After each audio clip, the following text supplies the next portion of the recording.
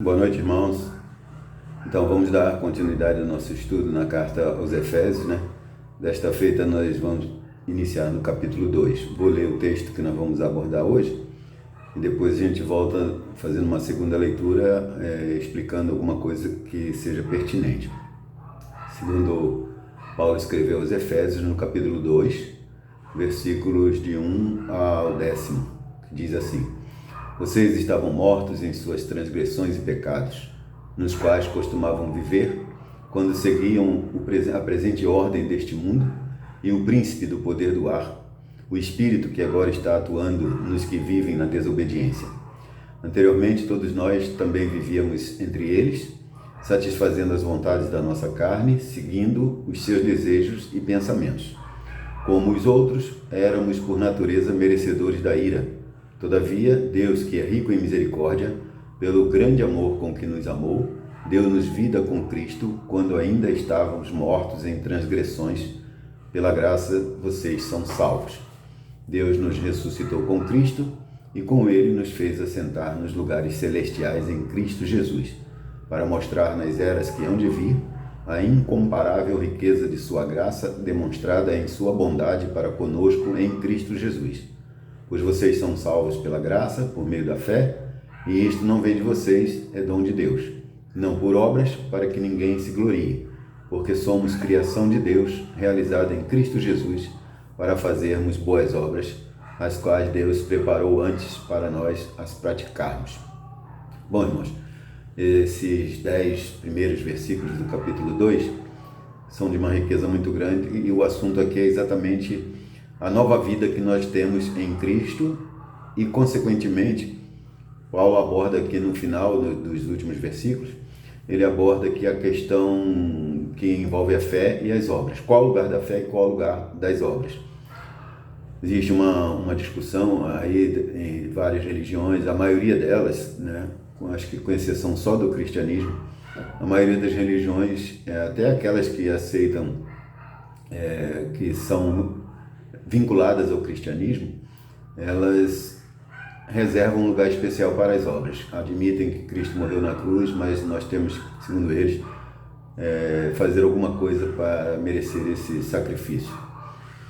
Mas, conforme está na palavra de Deus, não há espaço para as obras no plano de salvação, mas há um espaço para as obras, sim, na vida do cristão.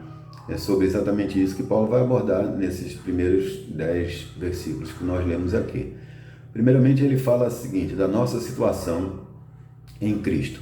Ele diz que nós estávamos mortos em nossas transgressões e pecados, nos quais costumavam viver, né? Vocês estavam mortos, ou seja, Paulo, os Efésios, eu, você, nós estávamos mortos em nossas transgressões e pecados, nos quais nós costumávamos viver quando seguíamos a presente ordem deste mundo e o príncipe do ar, o espírito que agora está atuando nos que vivem na desobediência. Ou seja, Satanás como Jesus disse,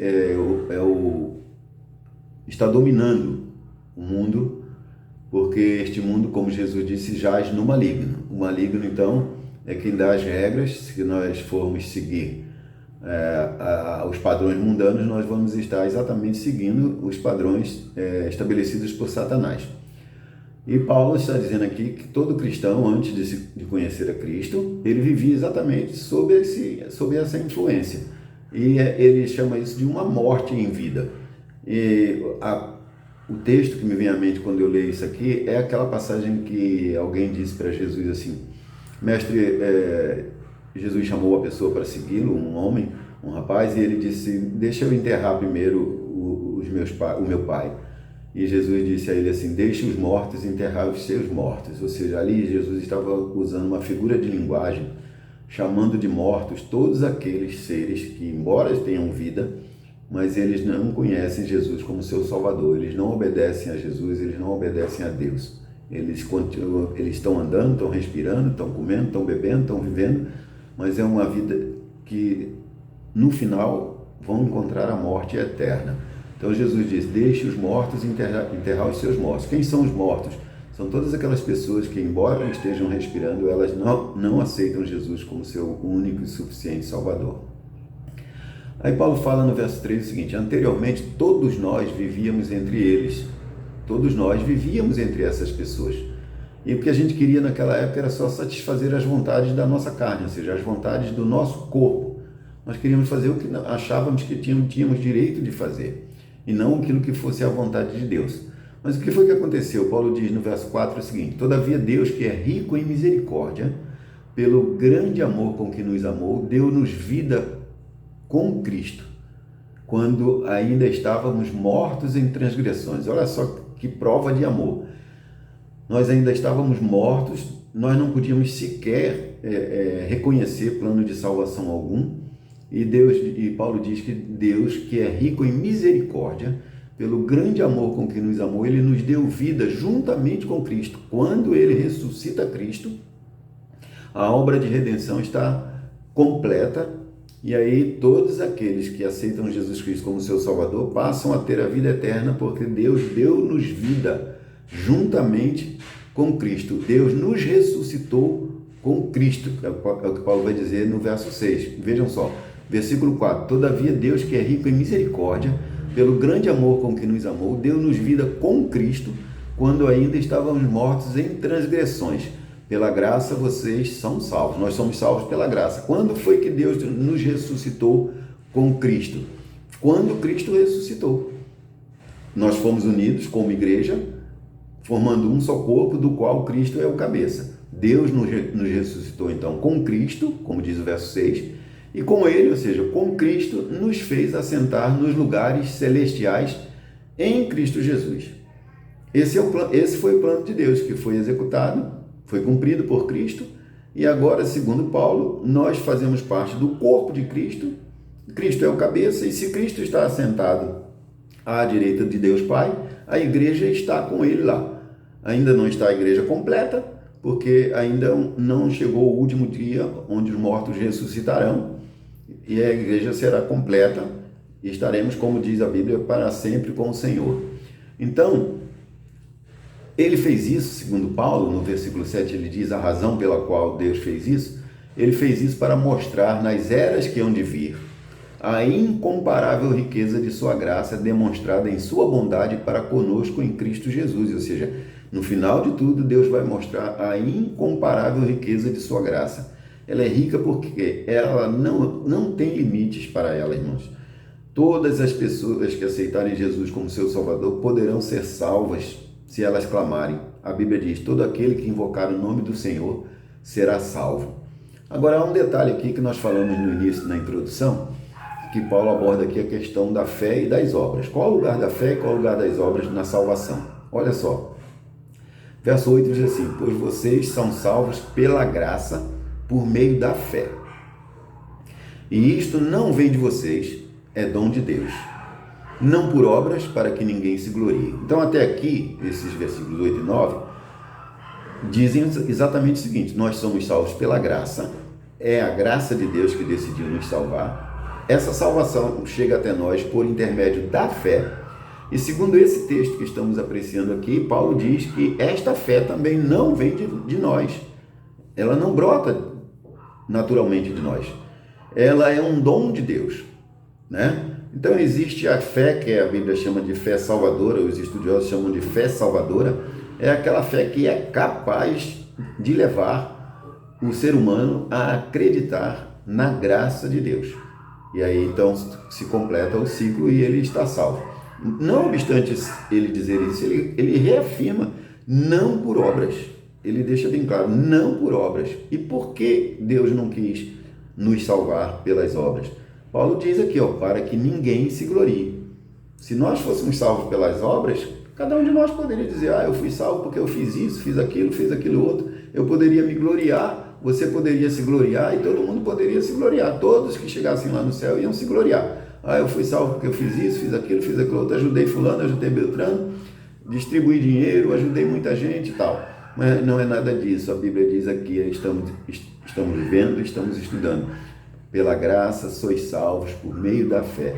Isto não vem de vós, é um dom de Deus, não por obras, para que ninguém se glorie. Mas qual é o lugar das obras, então? Será que Deus não quer que a gente faça boas obras? Ele quer que a gente faça boas obras. Paulo diz até que ele preparou antes essas obras para que nós as praticássemos. Então, é da vontade de Deus que nós façamos boas obras, porque Deus faz boas obras. Jesus Cristo disse, ele faz o seu sol nascer sobre justos e injustos.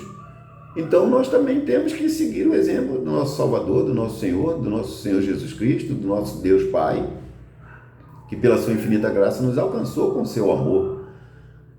O lugar das obras é exatamente esse, irmão. Deus nos salva para fazermos boas obras. E as religiões, algumas delas, estão ensinando o contrário, que nós temos que fazer boas obras para sermos salvos. Paulo diz que isso aí, se fosse dessa forma, para que Jesus Cristo ia se humilhar, assumindo uma forma humana, para depois morrer, para nos salvar, se nós vamos ser salvos no final das contas pelas obras que fizermos? Não há lógica nenhuma nisso. Então, a verdade está na Bíblia, a verdade é isso que acabei de ler aqui, que Paulo diz exatamente assim, vocês são salvos pela graça, por meio da fé, e isto não vem de vocês, é um dom de Deus, não por obras para que ninguém se glorie. Porque somos criação de Deus. Veja, nós estávamos mortos em nossos pecados, fomos criados em Deus, né? Aí alguém pode falar assim, mas todo mundo foi criado por Deus. Mas nós fomos criados por Deus em Adão, e a consequência disso, Paulo diz, por causa de um homem entrou o pecado no mundo. Esse homem é Adão. E por causa do pecado todos morreram, porque todos pecaram. Então agora Deus faz uma nova criação, que Paulo diz no verso 10 que estamos lendo aqui, ó. Porque somos criação de Deus, realizada em Cristo Jesus, para fazermos boas obras. Então Deus nos criou, irmãos, em Cristo Jesus, para fazermos boas obras. Certo? Nós não podemos nem ir para um extremo e nem tampouco ir para outro extremo. Achar que temos que fazer boas obras para sermos salvos. Isso não é verdade. E acharmos por outro extremo que, não, se eu já estou salvo, pouco importa o que eu vou fazer. Não, o que eu vou fazer, segundo Tiago, é que vai provar se realmente eu tenho uma fé salvadora. Porque nenhum cristão em sã consciência vai dizer assim, Deus já me salvou, então agora eu posso pintar e bordar, posso fazer o que eu quiser. Não. Todos os cristãos sinceros, eles têm só um desejo, agradar a Deus, agradar a nosso Senhor e Salvador Jesus Cristo. Tá bom, irmãos? Então vamos ficar com essa doutrina bíblica, que não podemos fugir dela, né, sob pena de anularmos o Evangelho. O Evangelho é só este. Deus nos salvou pela graça, por intermédio do sacrifício de Jesus Cristo. Esse sacrifício nos é imputado pelo Pai, mediante a nossa fé que Ele mesmo nos dá, para que nós creiamos no seu plano de salvação. Que Deus abençoe você, que Deus abençoe sua família. Vamos encerrar com uma oração neste momento. Pai querido, muito obrigado pelo privilégio de ler a Tua Palavra. Que ela seja aplicada com toda a liberdade que o Teu Santo Espírito tem nos nossos corações e nas nossas mentes, para que nós possamos crescer na graça e no conhecimento do nosso Senhor e Salvador Jesus Cristo. Muito obrigado por isso, nós te oramos. Amém. Tenham todos uma boa noite. Que Deus nos abençoe.